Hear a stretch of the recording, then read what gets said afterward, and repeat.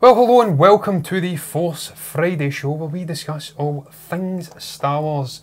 Today, Stephen, we're going to be discussing a particularly interesting little headline. It's all about Adam Driver reflecting on his 6 years of work on the sequel trilogy. Of course, the Star Wars sequel trilogy, not any old sequel trilogy. Yeah. Just reflecting on the fact that he was given a small piece of information, I believe, by J.J. Abrams at the beginning of the sequel trilogy, obviously, The Force Awakens, and he's held that all the way through to now. We're reaching the end. It's becoming ever closer, Stephen, the end of this era of characters.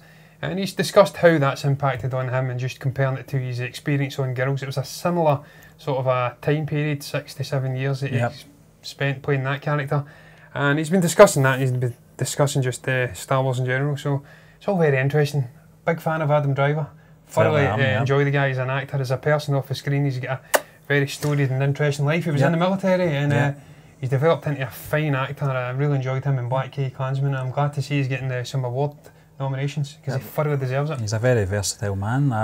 Lucky Logan, I thought it was amazing. He was absolutely outstanding. Very hillbilly-ish. Yeah, but it was just so funny, unintentionally, I think. But and Stevie's my favourite character in this Star Wars sequel trilogy of the new generation of characters. He is my favourite character. I think one of the things about the character is he's been very consistent in the last 2 episodes, whereas we've seen development with other characters that have probably snowballed too far, if you like, for that time period. Or not enough.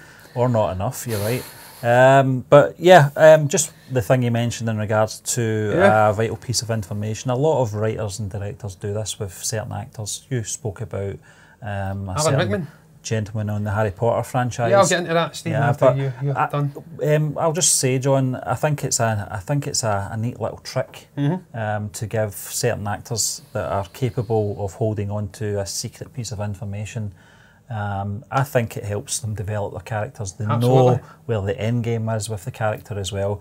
Adam Driver does say when he worked on Girls, they were really just developing the characters as they went along. Yeah. A lot of shows do that. Yeah. You see it in the long-running TV series, comedy series like The Big Bang Theory, where they develop as they go on. If it's a fresh story, Stephen, it's not been adapted on anything. In regards to this, he's been told very early on, probably back in 2013, when they were doing the casting, this is where this character is going to go, this is his reason for doing this, and he would have held on to that. Obviously he's had to sign things to make sure it doesn't leak, but I think he's well versed anyway. I think very much like Mark Hamill, he knows the score, knows how to hold on to that information, you know. Very level chap. He certainly is, You hear him speaking off screen, he goes to charity events, he does things for the military and stuff. Very level headed guy. Get his head screwed on. He's not allowed the fame to get to him in any way. I don't think he's even on social media or anything like that. He was on Saturday Night Live. I remember he was doing the character on the Starkiller Base. I can't remember the name of the character. Yeah, the blonde hair and the orange overalls. It was Kylo Ren undercover, wasn't it? Amazing. Is that not where the thumbs up thing comes from? That it's so funny. Yeah, he's a great guy, man. He's very level-headed. I'm not surprised he's held on to this information for 6-7 years now. He's very much like modern generation's version of Mark Hamill and Luke Skywalker. That guy can hold a secret like nobody. And you're just hearing them talking about the set on episode 9, how it's a much looser experience. We've heard that being discussed by the likes of Oscar Isaac and a whole host of other people. He says that it's been shot looser, they're just improvising more, they're enjoying it more. It's very different to what they've been doing before. And it's a testament to JJ coming back and bringing back that feel-good factor. They're all feeling more confident. There's less pressure to get things right, and he feels like it's going to make for a very good movie because they're really enjoying what they're doing. But getting back to what you said, Stephen, about Alan Rickman, I think that's perfect in terms of just comparisons of what's going on here. Alan Rickman also played Professor Severus Snape in the Harry Potter franchise. He was given one small little piece of information, the word always. J.K. Rowling explained to him the meaning behind it. I find that incredible because from all those films, there was 8 films, I believe, 7 films or 8. Big Harry Potter fan, I can't remember. I think it was 8 anyway, 7 or 8. And there was a 2-parter at the end, The Deathly Hallows. Never really did anything with that word all the way up until the final film where we see his Patronus. And it must have been in the Half-Blood Prince, the Patronus. I think it was a flashback in the Deathly Hallows. He's obviously, this will go over your head, Stephen, I know. But he obviously kills Dumbledore, and it's a pact he makes with him. And throughout the whole films, because you're seeing the films from Harry Potter's perspective. You're seeing that it's good, and Severus looks like a sort of a bad guy that's manipulating things. He's flip-flopping between Voldemort and Dumbledore's side. But then you see this flashback of him and his Patronus. It's a whole host of complex interconnecting with Harry Potter's mother. You see Dumbledore saying you've still got that Patronus. That's just terms that are probably going to go over your head, Stephen, but it's just like it's like a spell we can cast, Patronus, that protects the person, and it takes on another real form. And his mimicked, I forget her body name, Stephen, Harry Potter's mother, mimicked her animal. Yeah, it mimicked her animal, her Patronus. His Patronus took the same form, and Dumbledore asked him, still get that to this day, and he says always. So it shows you that throughout everything you've seen in the Harry Potter franchise, he never once flip-flopped. He was always true to Dumbledore and to Harry Potter's mother. And that was an incredible piece of little information she gave him, and it really allowed him to go through that whole franchise, go through all those various different films, and get the true essence of what Severus was all about. He could portray the character, he could come at it from an angle, and he could say, look, I'm going to do this and that with it, because I know that this guy's just, he's a true good guy throughout the whole thing. Despite maybe doing some nefarious things, he was ultimately a good guy. And I think it's going to be the same with Adam Driver and Kylo Ren. I think he's got this information that's going to give him the key to the character, and he knows how to portray the character and what way to come at it. I think a lot of directors probably do it to a smaller degree with certain actors to make them understand why they're saying what they say. Exactly. I can imagine that's a better way of saying what I was going to say, I can imagine George Lucas saying that to the likes of Alec Guinness. We know that George Lucas, to an extent, was making it up as he went along. There was certain iterations Leia of was never his sister. Who Vader, exactly, and who Vader was and who Anakin was. They weren't the same people, for a long time. But you can see it in Alec Guinness's performance in A New Hope, that certain things he had to react to and how he had to word things. Uncle Owen and Aunt Beru as well. When Luke talks about his father, their reaction to that, Lucas must have dropped little things. Absolutely. Because you're jumping into the story in the middle point, there's no beginning.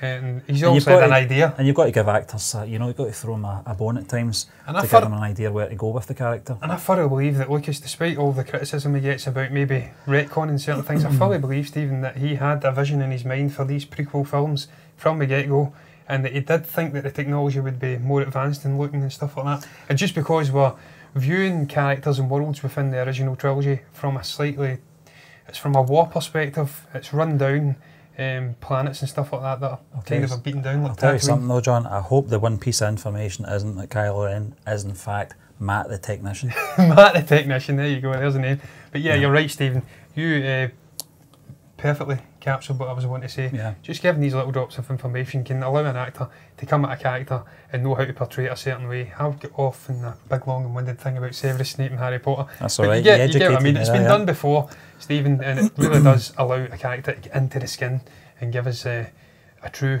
perspective of what the hell's going on in the inner workings and stuff like that of these great characters. I hope he's going to be redeemed. I really do, but that's another. After The Force Awakens, I probably would have said I hope he isn't, but time's passed, the story's developed, the character is developed as well. There was certainly degrees of doubt in his mind when he had the decision of killing his mother, and he didn't. That's the bottom line.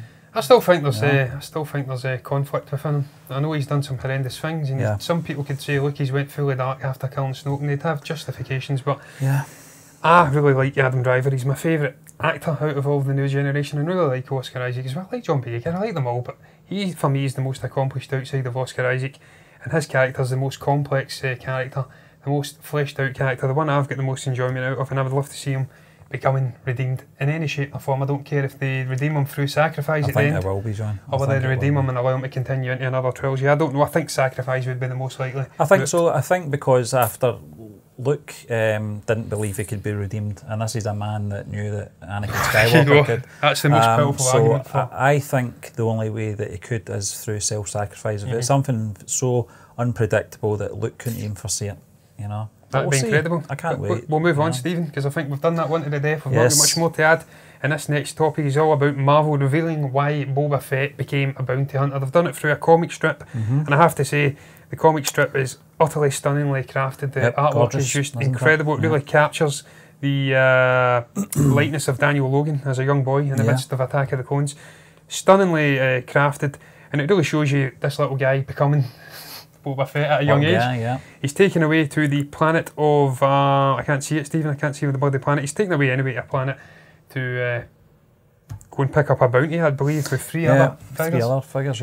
And they kind of a turn, two of them turn on him. He takes him out very quickly. You see the gunslinging ability from a young age. He allows one to survive, and he runs off to spread the word. That this is a young very chap. Kaiser Soze, Yeah, very Kaiser Soze. That this is a young guy that's on the rise. They go to Old Mantell, I should say, with Tiva, Rin and Nilda, and he allows Nilda to go off and spread word of this, of his antics. Yeah. Quick drawing and killing them. We see the psychotic side of him from a young age, how the death of Jango has shaped this young mind. But as you did say, Stephen, in Attack of the Clones, when they're trying to shake off Obi-Wan Kenobi over Geonosis, this is a young guy who had hints of psychotic stuff going on in his psyche. He was ranting kill him. He was ranting kill him, And when they did think they blew him up, he was... And those cool seismic charges were going off in space. He did a little laugh, as if he enjoyed it. It was an evil little git, and why not? Because he's got Jango's a dad who was an equally evil little git. I don't think he was that little. I don't think cool. He was pretty cool, wasn't he? Yeah, he's pretty cool. And this comic is pretty cool as well. Again, we're seeing them fleshing out some interesting aspects of various different characters. We've seen it with Vader, which I will get into after you give your thoughts on this, Stephen. But I find it very cool. I don't think we're going to get a Boba Fett film now. I think that's pretty clear now. They've cancelled the standalone. This has been on and off. So flesh the character out in a comic strip, I'm all for it. And these comic books have their place. They're fantastic. They show you stories that you otherwise wouldn't get in a film. They're not going to flesh out in a feeture-length film. And look at the artwork. It's stunning. The likeness I can't say enough. It's stunning. It's Tamara Morrison in there as well, in one of the shots there. John.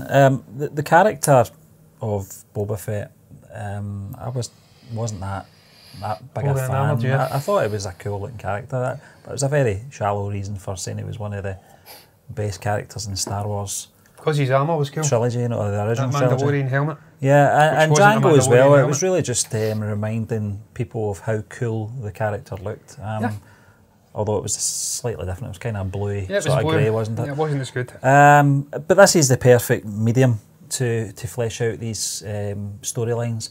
I was always intrigued to find out the reason why he became who he became. And not just because of Mace Windu decapitating his father, because there was such a time, time jump between that 20, moment 30 years. and Empire Strikes Back. It was interesting to A New Hope. If you look at special editions, he's been slotted in there in that Jabba scene.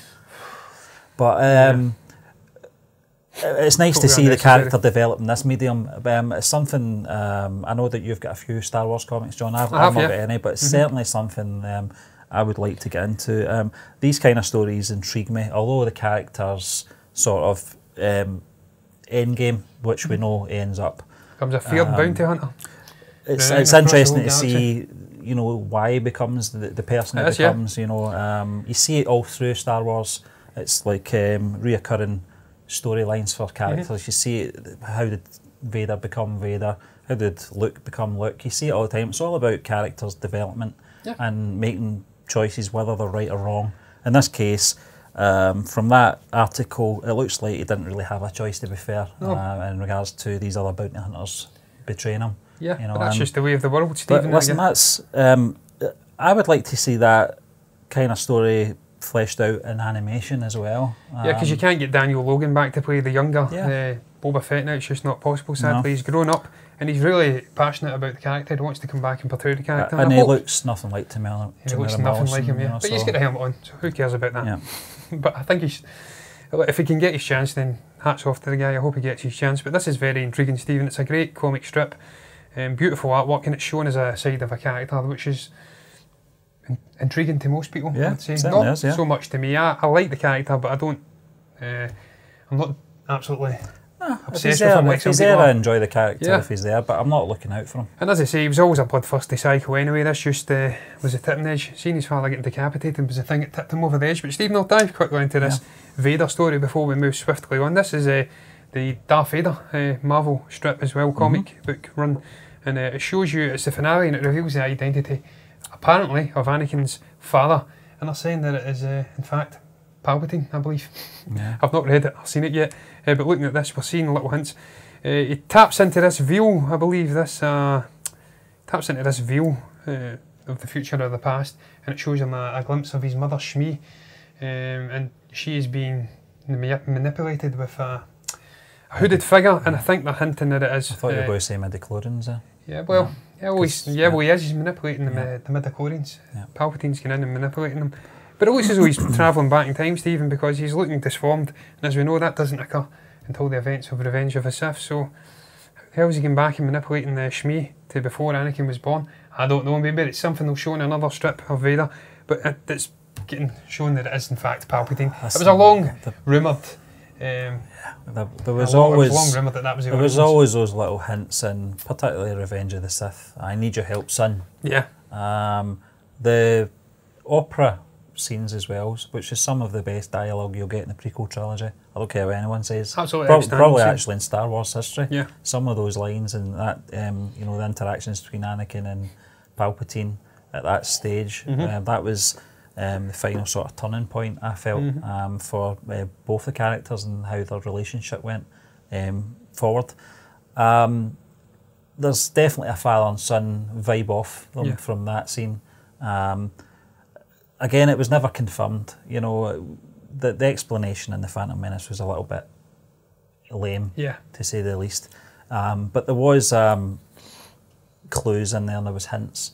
Well, I don't know if that's confirmed or not. It's saying that without a shadow of a doubt, Palpatine seeded them from thousands of miles away across the galaxy, and it's definitely revealed. Is it canon? Yeah. I believe so, yeah. I think all the comic books are canon, so definitely he is the father. He seeded them. I find that bizarre, John, because something like that, a decision being made like that from the story group and putting it in a comic. Yeah, no. I think that's a bad decision. Well, they're saying there in the artwork, the chosen one, unnatural, and then it says, "I am your father" later on. So that confirms why he was so interested. He had a vested interest. The vision's confirmed, but possibly the visions may not be true. Yeah, they could be. Yeah. They could be getting what's the word, Stephen? I don't know.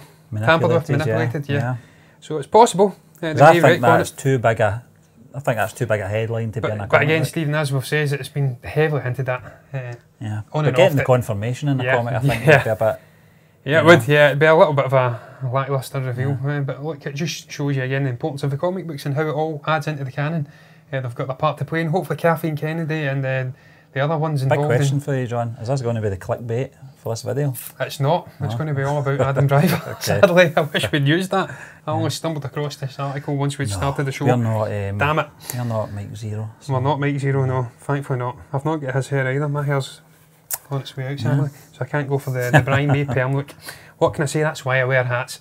You can't have everything, sadly, Stephen. But we'll move on to the final topic, Stephen, because we're gibbering away here. And this one is going to be leading to a whole lot more of gibbering and gibberish, or gibberish, whatever you want to say. Yep. It's all about Leia potentially completing race training in episode 9, but not how you think. And what they're saying is that it could be perhaps a sacrifice or something that may be leading. I've not read the article, so I don't know, Steve. I've read it partially. I didn't get to the part where... Really, the article itself is... you've got to really get right down to the very bottom before you get the gist of it, but the gist of it is really just Todd Fisher's words that we were talking about a month back on the audio podcast, or the audio shows, I should say. And just in regards to the leftover footage, that doesn't really give you any indications on how Leia will complete race training. As we know, Leia wasn't a Jedi. She was not a Jedi, no. The last Jedi was Luke Skywalker, but that's not to say she wasn't a Force user. She clearly was. We saw it in The Last Jedi. Mary Poppins. I said to you after reading the article, I don't really see where the headlines get that information you talk from. about clickbait. But it did get me thinking that possibly and inadvertently Leia could we're talking about a lot of self-sacrificing here from the Skywalker clan, but if you're talking about inspirational... Well, they're a very warped clan, Stephen. This could be a teaching that Leia inadvertently teaches Rey, the power of the Force, but who knows. As I said, it's all speculation. There's nothing confirmed in this article, John. Yeah. I saw the article and I kind of shook my head. I thought, really, it should be coming from even Force Ghost Luke if the trainer. Absolutely. He had one last lesson that was never shown, wasn't it? It was 3 lessons and we only saw 2. Yeah, I don't think they completed the training, Stephen. I think Rey was very impatient. She kept nagging away. I think one of the training, one of the lessons was cut. It was the the water scene, I think it was. Well, there was supposed to be a big scene, a kind of a disturbance down in the village or something happened. I just thought that Rey was nagging away at Luke, incessantly saying to him, "Look, we have to go back. Kylo is strong with the Force. Yeah, we need to go quick." And Luke's like, "Look, just get off my island. Get off my property. Get off my land." Very Clint Eastwood. Gran Torino, yeah. Get off my porch, yeah. Exactly, get off my porch. We'll not say what else he said because he was a very racist old git. But he wasn't. No, he wasn't. No, he was very much a open-thinking chap. I would liberal, hope. Yeah. Well, yeah, and he is a liberal. Mark Hamill, thankfully, shares much of my political sentiments. I have to tell you, not a lover of Donald Trump, and neither am I. A lover of the Kinks and the Beatles, so he's a good man in my book. Shares my sentiments on a great many things. Stephen, does Mark Hamill, a guy I'd love to have a chat with. I'd love to. We're going off on a tangent again. We are going off on a tangent, Stephen. But look, Leia was never trained as a Jedi. She definitely wasn't. She dedicated her life to being a military figure, a diplomatic figure. She invested herself into the politics of the Resistance and then subsequently the New Republic. She didn't invest her time in becoming a Jedi. But that's what I liked about the siblings. You know, exactly. One Two went different off in figures. One direction, the same goal but different directions. Exactly. They wanted to bring good and light to the galaxy and unite everybody. Balance, yeah. With different ways of doing it, Stephen. But as you hinted at, she was a Force user. Yeah. She was off the same ilk as Luke, the child of the twins of the Chosen One, the most powerful Force user in the whole galaxy. Although some would say that Luke has now subsequently overtook his father, and I would agree. But look, she's off of the same ilk. She's a Force user. She's very strong in the Force. Could she inadvertently lend some lessons or impart some wisdom onto Rey? I think she could. Absolutely. I think she will, yeah. But I want to see Luke completing her training. If he's going to be in it as a Force ghost, I don't want him being ruined. A.k.a. Alec Guinness sitting in a log in some woods, because we know they're going to a wood planet. I don't want any Force ghosts sitting in logs in the woods. Yep. That's a complete waste of Mark Hamill, complete waste of his acting talent and his character. I think it's a complete waste of the character. Exactly, his character would be wasted. You get Leia doing all that. What's he going to do? Make the tea? Yeah, blue milk. Yeah, green milk. Yeah. Look, I don't want to see it. I would like to see Leia and her archive footage being used to better, put to better use. Maybe have a moment with her son. Maybe share a moment with Luke again. I don't know, but if I was to have my choice, and I wanted to see this archived footage being used a certain way, it would certainly be to have her have another moment with Kylo before perhaps he goes off and she's had the moment with Luke, and she's had the moment with Han. And it was a great moment. Yeah, exactly. So look, I wouldn't want to see her Force training, her training Rey in the Force. Rey's got the sacred text. She's got Luke Skywalker there in the Force ghost form. That's what I want to see done. It's all speculation at the end of the day. There's nothing written in stone here saying that this is definitely going to happen. I think it's coming from Reddit again, as you did say, Stephen. Heard it. Yeah. You know what I mean? It's all third party. I heard this, I seen that, a lot of crap, hopefully. But look, the curmudgeonly Skywalker was overtly reluctant to train his eager apprentice. Maybe Leia will train her eager apprentice. She certainly shared a moment on the Falcon. We don't know, Stephen. Nobody really knows. Do you know? If you did know, maybe you can comment below. I don't know. You got anything more to add, Stephen? I've certainly not. Well, that's going to bring up the end of the Force Friday show then. We hope you enjoyed this incessant little tangents that we went off on again and again and again. If you did, comment below, subscribe, and we'll be back next week with the box office chat.